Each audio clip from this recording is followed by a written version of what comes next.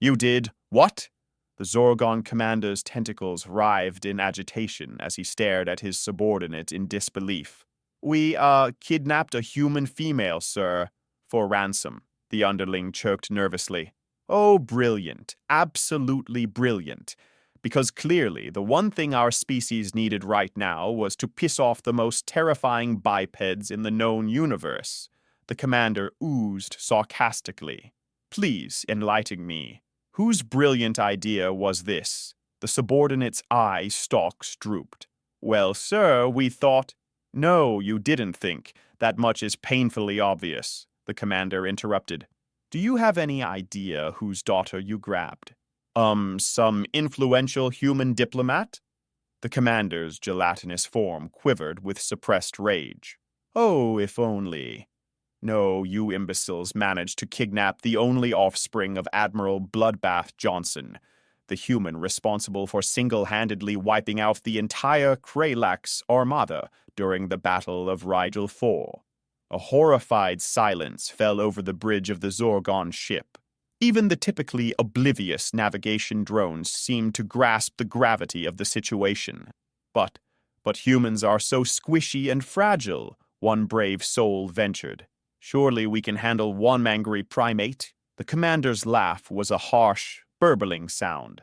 Oh, my sweet summer lava. You clearly haven't been paying attention to galactic news for the past, I don't know, century. He slithered over to the main view screen and pulled up an image of a grizzled human male. Numerous scars crisscrossed the weathered face, and cybernetic implants glinted at his temples.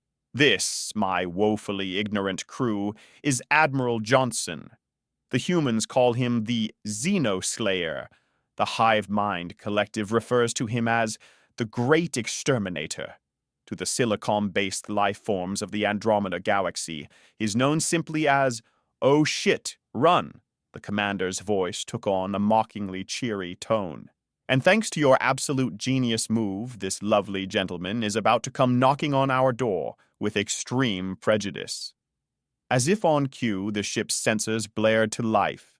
A single human vessel had just dropped out of hyperspace directly in their flight path. Well, the commander sighed, I suppose we should prepare to die horribly. Any last words? The subordinate raised a tentative appendage. I don't suppose saying sorry would help. Before anyone could respond, the comms crackled to life. A gravelly human voice filled the bridge. This is Admiral Johnson. You have my daughter. I'm here to collect. Resistance is inadvisable. The Zorgon crew exchanged panicked glances. Their commander just burbled resignedly. Well, folks, it's been a displeasure serving with you all. If anyone needs me, I'll be in the escape pod, futilely trying to outrun the inevitable. As the sounds of hull breaches and plasma fire filled the air, the commander couldn't help but add one final thought.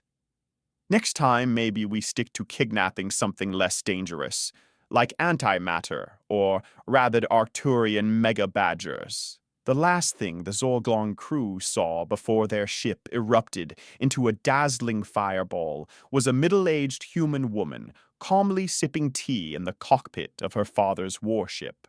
She gave them a cheerful wave goodbye.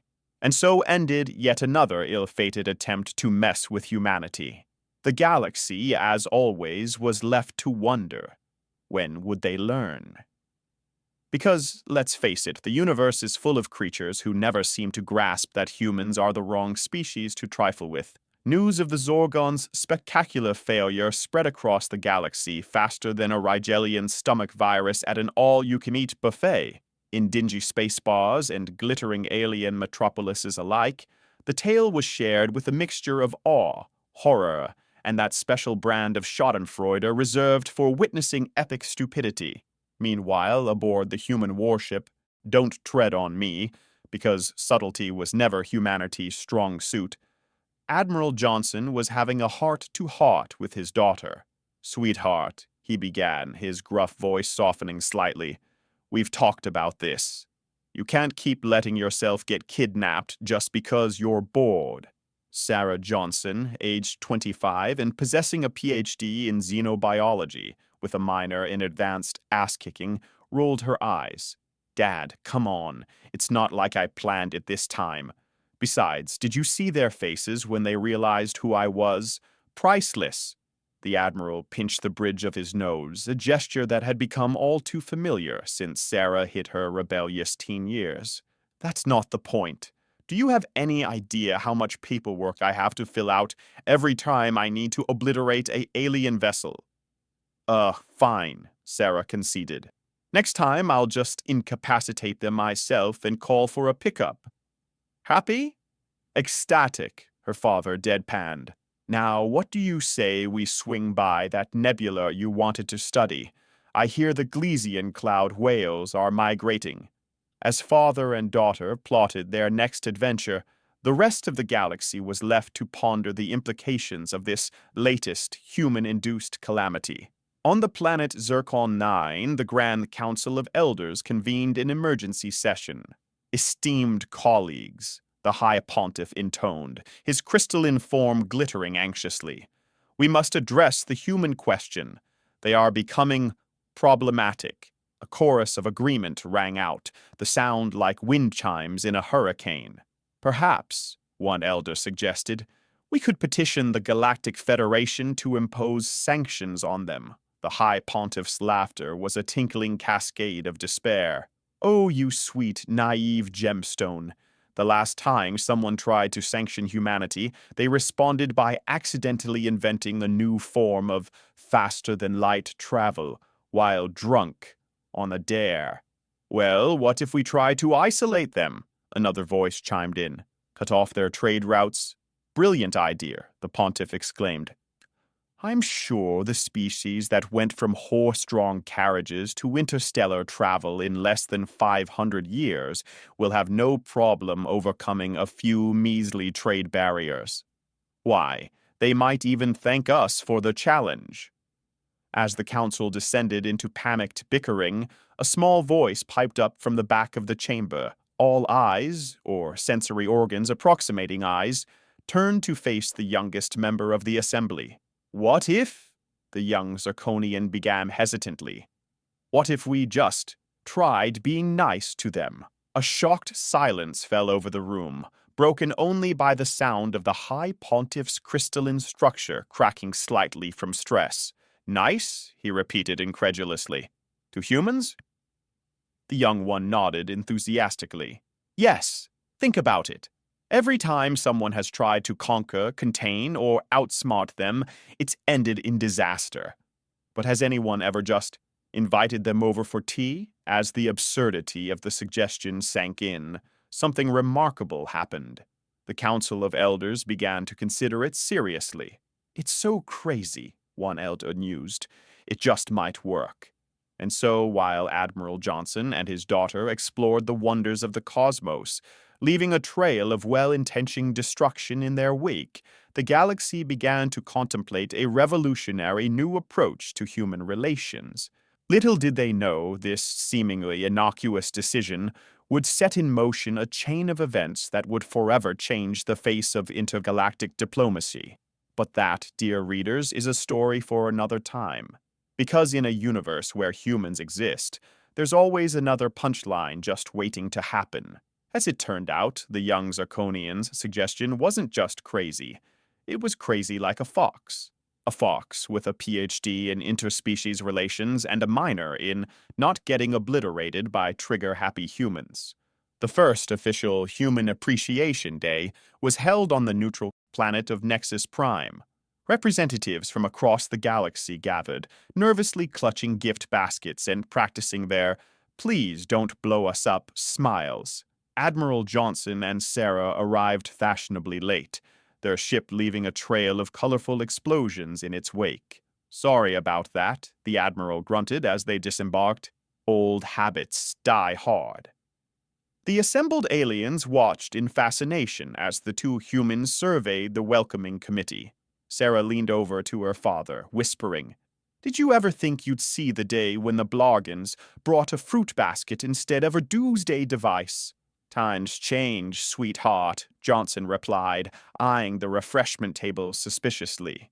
Though I'm keeping my hand on my blaster, just in case that punch bowl is actually a disguised quantum singularity. As the festivities kicked off, it became clear that the aliens had done their homework. The buffet featured delicacies from every human culture, albeit with some creative interpretations. The Andromedans' attempt at sushi involved still wriggling tentacles, while the Vogons' idea of a hamburger could best be described as eldritch. But it was the entertainment that really stole the show. The harmonious hive of Beetlejuice. Four had prepared a special musical number titled Ode to the Weird Pink Monkeys Who Somehow Run Everything. It was a bit pitchy, and the lyrics were questionable at best, but points were given for effort. Halfway through the gala, Sarah nudged her father. Dad, is it just me, or are they actually trying to butter us up? The Admiral's cybernetic eye whirred as he scanned the room. Seems that way. Gotta admit, it's a nice change of pace from the usual kill all humans routine. As the night wore on, something remarkable happened. Barriers began to break down. The Zirconians, it turned out, made excellent drinking buddies. The Bloggens, once you got past their terrifying appearance and tendency to secrete acid when nervous, had a wicked sense of humor. Even the notoriously standoffish Qualthorians were seen engaged in a spirited game of charades with a group of human diplomats. By the end of the evening, Admiral Johnson found himself in a deep discussion with the High Pontiff of Zirking 9. You know, the Admiral mused, nursing a glass of something that was either very good whiskey or mildly hallucinogenic engine coolant. This wasn't half bad. Maybe we should do this more often. The High Pontiff's crystalline structure vibrated with relief. We would be most pleased, Admiral. Perhaps next time we could visit Earth. Johnson chuckled. Sure, why not? Fair warning, though. Our gravity might be a bit much for you. Wouldn't want you shattering on impact. As the gala wound down and the various species began to depart, a sense of cautious optimism filled the air. Maybe, just maybe, this was the beginning of a new era of peace and understanding. Of course, this being a universe with humans in it, that optimism lasts in approximately 37 standard galactic hours. That's when news broke of an incident involving a human tourist, 3 Arcturian mega badgers, and the sacred temple of eternal serenity on Omicron Persei 8. But hey, baby steps, right? As Admiral Johnson and Sarah prepared to depart, the young Zirconian, who had suggested the whole being nice idea, approached them timidly.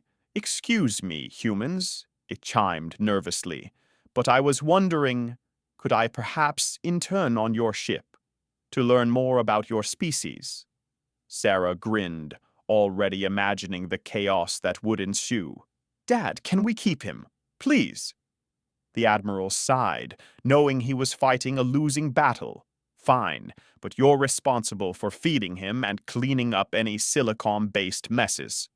And so, as the Don't Tread on Me blasted off into the cosmic sunset, the galaxy held its breath. Would this new era of human-alien relations lead to peace and prosperity? Or would it just result in more spectacular explosions and hilariously misguided alien attempts to understand humanity? Only time would tell. But one thing was certain, it was going to be one hell of a ride. The universe isn't nearly ready for the full force of human shenanigans just yet. The adventures of Admiral Johnson, Sarah, and their new Zirconian intern, affectionately dubbed Sparkles by Sarah, quickly became the stuff of galactic legend. It turned out that having a walking, talking gemstone aboard a human warship led to some interesting situations. Take, for instance, the great pirate fiasco of Sector 7G, when a band of notoriously ruthless space pirates attempted to board the Don't Tread on Me. They were met with an unexpected sight. Sparkles, panic-shedding razor-sharp crystal shards in all directions, while screeching what he claimed was an ancient Zirconian war cry, but sounded suspiciously like, oh my God, we're all going to die." The pirates, thoroughly confused and mildly lacerated, beat a hasty retreat. They later reported to their bewildered captain that the humans had weaponized some kind of screaming disco ball. Meanwhile, Sparkles was having his own adventures in human acclimatization. He quickly learned that not everything on a human ship was edible, despite its crystalline appearance. The incident with the dilithium crystals in the engine room led to a new ship-wide rule. If it glows, it's a no-go. But it wasn't all chaos and misunderstandings. Sparkles proved to be an eager student of human culture, albeit with some predictably hilarious misinterpretations. "I believe I have mastered the art of human humor," he announced proudly one day. "Observe. Why did the carbon-based life form cross the void between stars? To get to the other spiral arm." Sarah patted him gently, careful not to chip his edges. That's great, Sparkles. We'll work on it." As news of the unlikely crew's exploits spread, other species began to see humans in a new light. Yes, they were still terrifying, unpredictable, and prone to solving problems by blowing them up. But they were also kind of fun. Alien tourism to Earth skyrocketed. The sight of Andromedans trying to surf in California, or Quauthorians attempting to understand the concept of fast food in New York, became commonplace. There were, of course, some hiccups.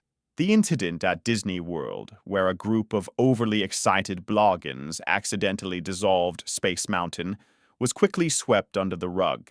The Imagineers simply rebranded it as a new 4D acid trip experience and charged double. Back on the "Don't Tread on Me," Admiral Johnson found himself in the unfamiliar position of galactic peacekeeper.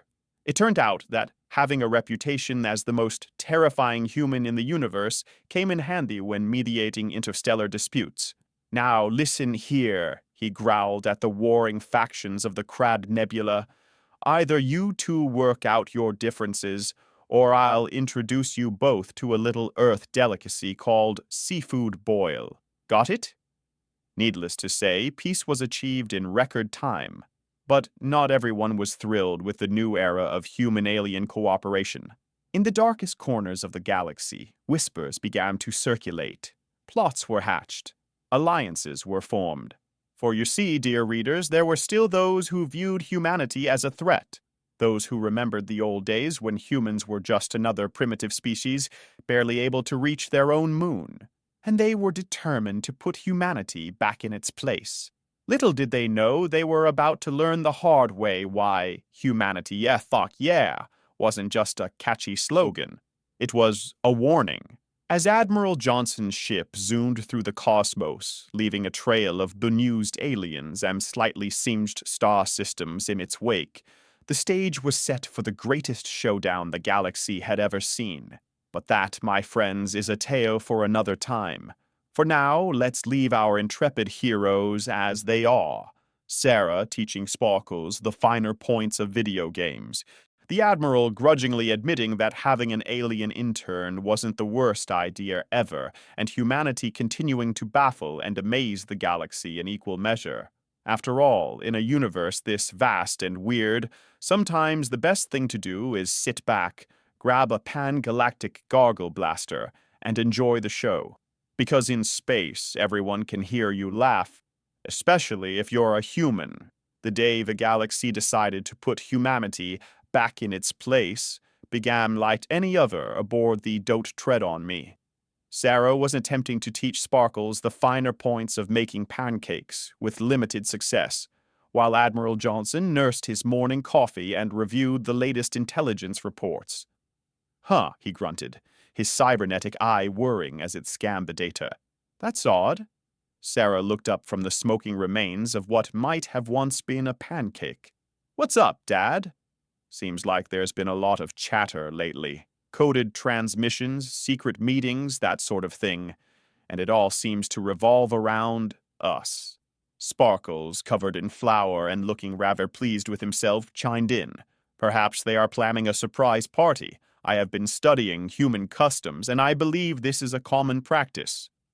The Admiral's laugh was as dry as the Martian deserts. "Yeah, kid, I'm sure that's it." A surprise party with ion cannons. Before the conversation could continue, the ship's AI, affectionately named Karen, Kinetic Action Response Emulator Network, chimed in with her usual impeccable timing and questionable tact. Excuse me, meatbags and shiny rock, but we've got incoming. And by incoming, I mean a fleet large enough to blog out a small sun.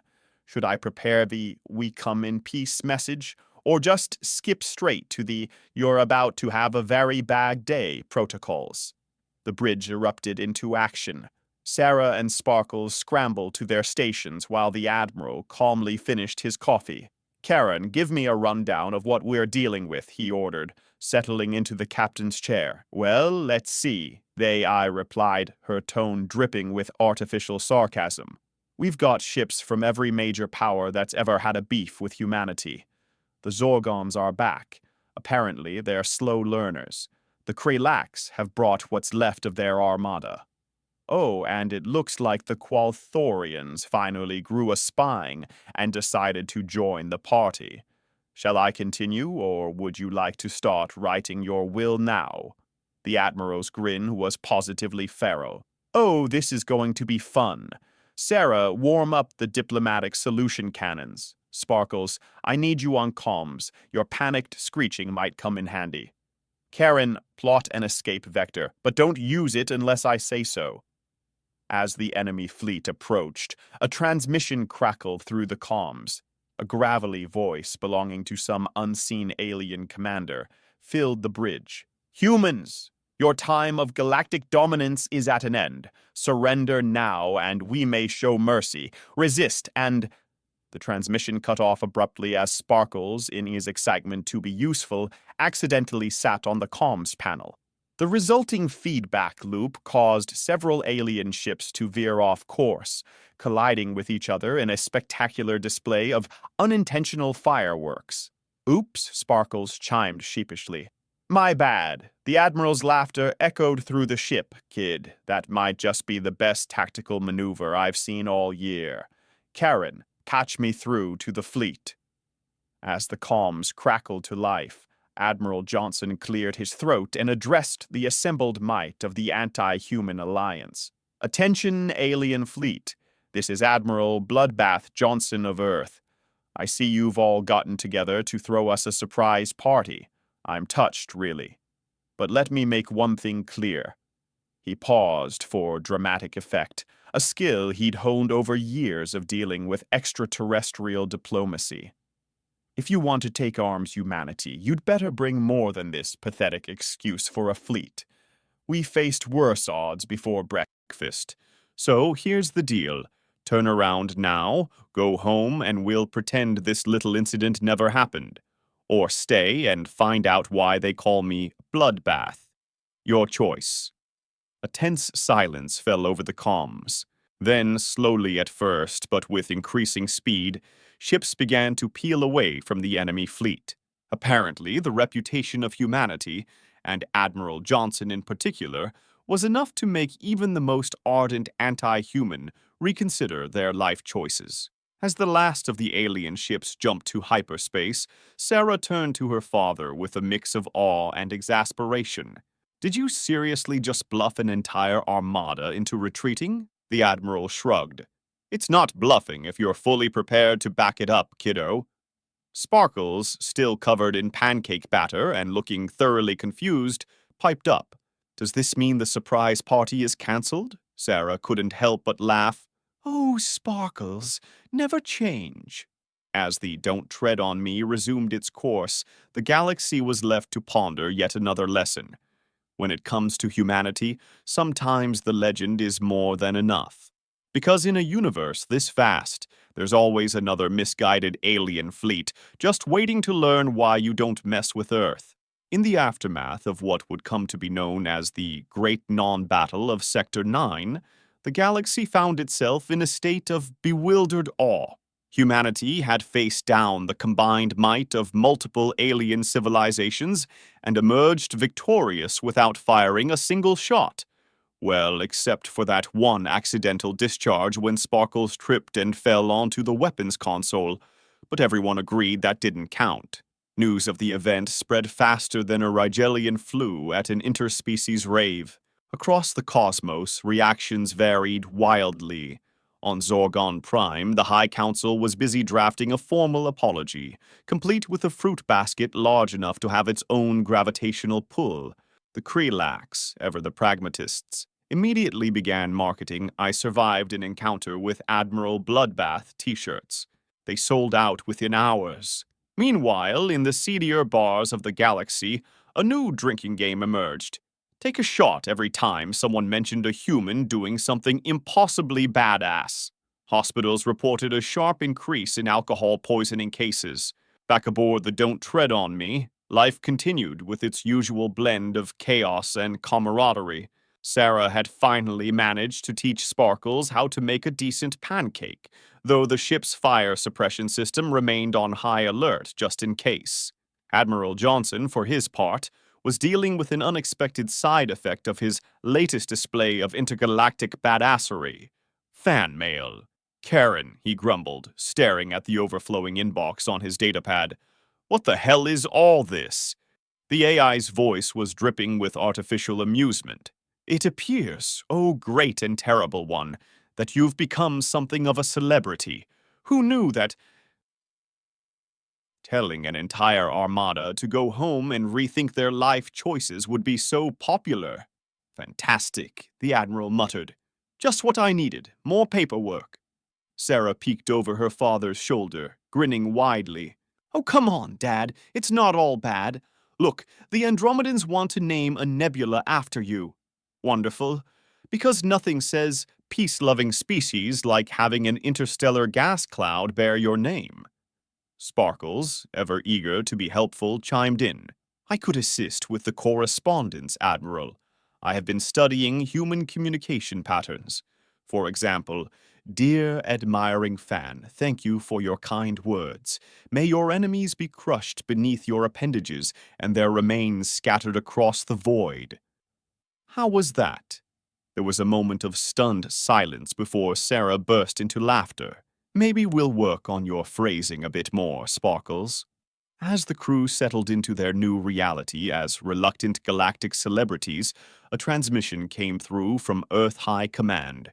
Admiral Johnson's face grew serious as he listened, his cybernetic eye whirring rapidly. Well, folks, he announced after the call ended, looks like our little adventure has caught the attention of the big brass back home. They want us to embark on a diplomatic mission. Sarah's eyebrows shot up. Us? Diplomatic? Are they sure they called the right ship? Apparently, Johnson sighed. Our unique brand of diplomacy is exactly what they're looking for. We're to tour the galaxy, showing the flag and reminding everyone why it's a good idea to stay on humanity's good side. Karen's voice crackled over the intercom. Oh, joy. A road trip with the galaxy's most dysfunctional family. Shall I start compiling a playlist of songs guaranteed to annoy every known species? Or would you prefer to travel in blessed silence? As the Don't Tread on Me prepared for its grand tour, the rest of the galaxy held its breath. Would this be the beginning of a new era of understanding and cooperation? Or would it end with half the known universe in flames? Only time would tell.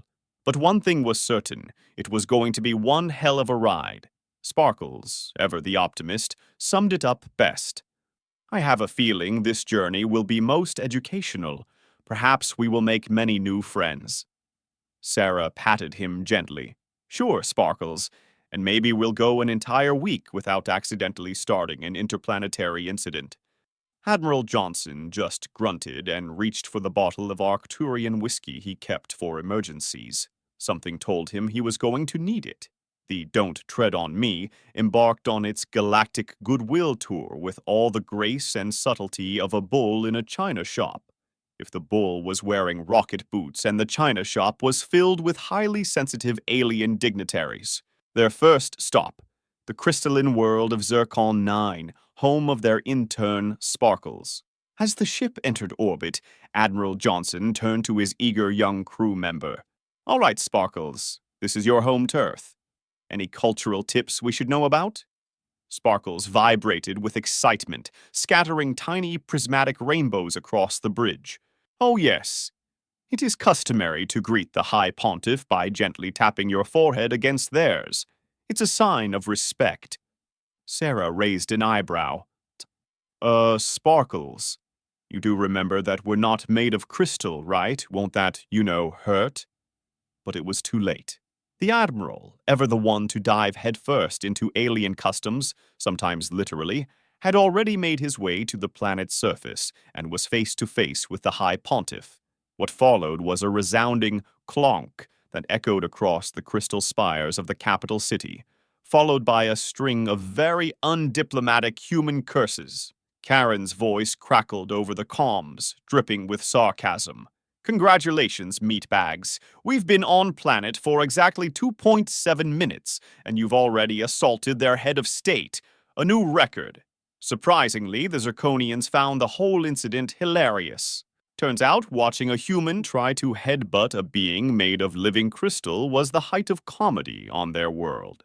By the end of the day, pulling a Johnson had become slang for any well-intentioned but hilariously misguided attempt at cultural exchange. The tour continued, each stop bringing its own unique brand of chaos. On the gas giant Nebulos, Sarah accidentally proposed marriage to the Crown Prince by accepting a bouquet of sentient plasma clouds. The resulting diplomatic incident was only resolved when Sparkles, in a panic, ate the bouquet. Turns out, Zirconians can digest plasma. Who knew? During their visit to the hive mind collective of Buzzatron Beta, Admiral Johnson's deadpan sense of humor accidentally convinced half the population that humans reproduced by mitosis. It took weeks to correct the misunderstanding, during which time the Buzzatronians kept trying to split the human visitors in half to make more friends. But it was their stopover on Qualithoria that really took the cake. In an attempt to show off human culture, Sarah had organized a movie night featuring classic Earth films. Unfortunately, the Qualithorian translator malfunctioned halfway through Jaws, leaving the aquatic species to believe it was a documentary about Earth's oceans. The resulting panic nearly caused a planet-wide exodus until Admiral Johnson, in a stroke of either genius or madness, challenged the Qualithorian champion to a shark wrestling contest to prove Earth's oceans were safe. The fact that there were no actual sharks on Qualithoria, and that the contest mostly involved the Admiral flailing around in the shallow pool while making growling noises, somehow only added to humanity's mystique. As they left Qualithoria, their ship now adorned with a ceremonial shark tamer pennant, Sarah turned to her father. You know, Dad, I think we might be the worst diplomats in the history of the galaxy. The Admiral grinned, adjusting the ridiculous apex predator headdress the Qualithorians had gifted him. Maybe, kiddo, but we're definitely the most entertaining. Sparkles, who had been unusually quiet, suddenly perked up. I believe I understand now. Human diplomacy is not about avoiding mistakes, but about turning those mistakes into advantages. Truly, your species is wise beyond comprehension. Karen's synthesized tea filled the bridge. Or we're just really good at faking it till we make it. Next stop on our intergalactic disaster tour, the methane swamps of Gorgon 5. Try not to start any chemical wars this time, okay? As the Don't Tread on Me walked towards its next adventure, the galaxy watched in a mixture of terror and fascination.